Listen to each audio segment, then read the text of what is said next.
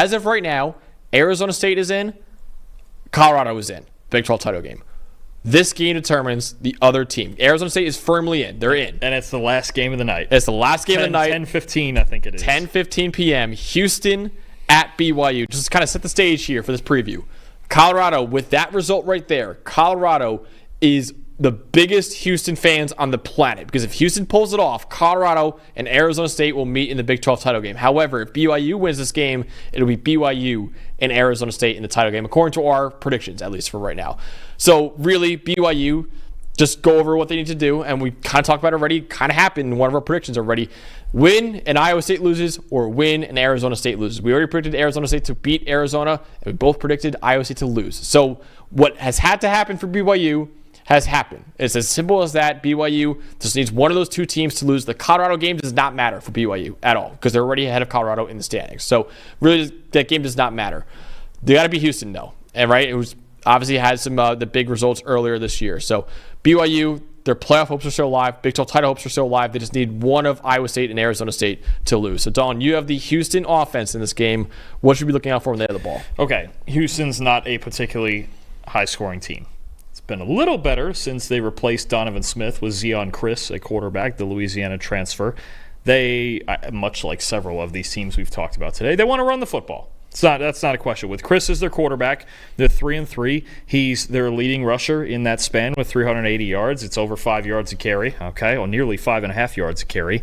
In their 4 wins this year, they run for 220 yards a game. In their 7 losses, it's 120 yards a game. All right, this is where we're at. If they can, they don't throw the ball much. Even when they upset Kansas State, he threw 11 passes. Now he completed all 11 of them. That's cool, but they threw 11 passes and beat Kansas State. So they want to run the ball, and there's no question. And what I found is that they want to run the ball between the tackles. Okay, 5.9 yards per carry between the tackles since Chris has been their starting quarterback. All right, BYU, this is something they really struggled with last year. They allowed almost 6 yards a carry. I think it was that same 5.9 number last year on runs between the tackles. This season, they've allowed the 11th fewest rushing yards between the tackles in the FBS. You're getting improvements from guys like Harrison Taggart at linebacker, Logan Latui on the defensive line. They have just, as a unit, Jay Hill, I got to give him a lot of credit. He's gotten several head coaching interviews, or he's going to get several head coaching interviews for some head coaching jobs in the Mountain West especially.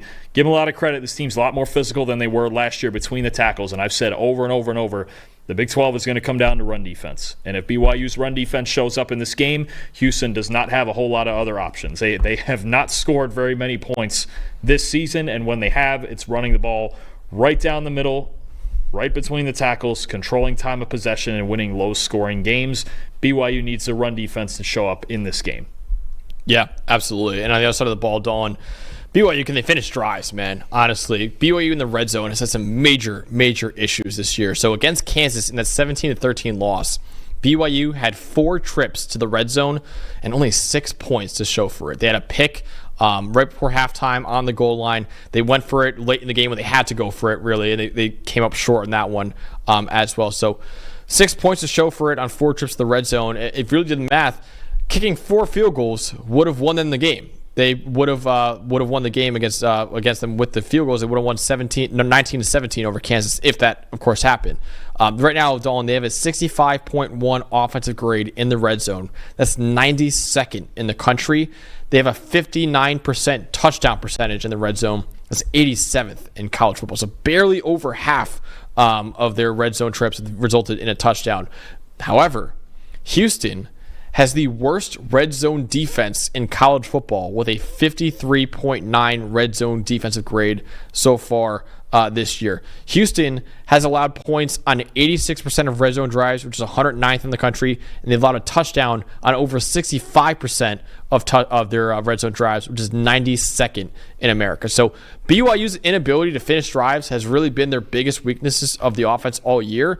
But Houston's defense is even worse in terms of standing tall when it matters most as well. So BYU finishing drives is the biggest matchup to watch, I think, in this game. Yeah, if they can score touchdowns in this game, they will be fine, which sounds like an obvious thing to say. But for BYU, it was better in the first half of the year. They were, I think their first 5 or 6 games, they were in the top, 30 or 40, I want to say, in offensive grade in the red zone. And then the last 4 or 5 games, I mean, it's been bad. It's been like bottom 10 down there with between. There's been turnovers, goal line fades, and things like that. Just not being able to finish, right? And that's what happened, especially against Kansas. That was really the signature game, like you mentioned, for that. If they finish drives, honestly, and BYU gets up to even at least 24 points in this game, they'll be fine. But if you keep kicking field goals or you have red zone turnovers, you keep teams in games, and that's how upsets happen, just like against Kansas. Absolutely. So, Dawn, ultimately, will BYU win this game? And according to our predictions, it would be BYU versus Arizona State in the Big 12 title game. Or will Houston pull it off? And if Houston wins, according to our predictions,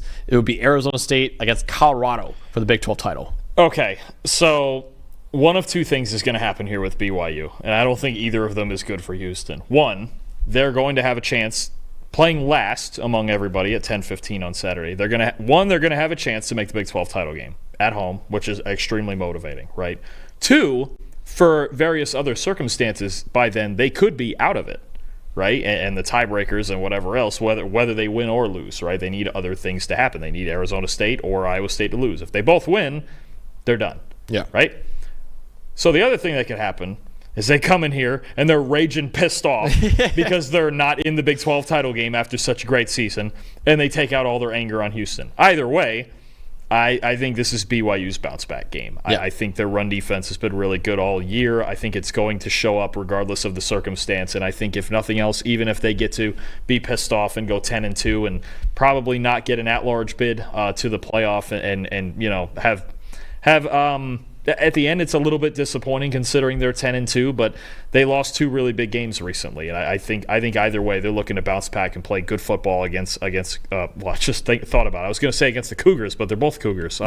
We have one of those situations. So BYU 35, Houston 13. I got BYU 31, Houston 10. I think they will win a commanding game over Houston, and like I said, with Iowa State losing for us, they would be playing for a lot in this one. I don't think the game would be ending right when this one's kicking off. So I don't know how aware the players would be of that result. I'm sure on the sideline there might be some whispers of, hey. Now, if you're realistically, I know I put up those 2 scenarios as the mental states, but realistically, if you're Kalani Sitake, you're telling your team, cut them off. Who gives a shit? We have to go out here and play better football than we've played the last 2 or even the last 4 or 5 weeks. Get out here and smack this team, and whatever happens. Again, control your own fate. Now, them going last means they'll have a little more of an eyeball on it maybe, or at least the fans will, and they'll be aware of it. And especially if one of those 2 loses, then you'll be really charged up in Provo. But one way or the other, they need to bounce back for themselves and come out and play good football, because they really haven't the last 2 weeks. So we both have BYU winning and both have Iowa State winning,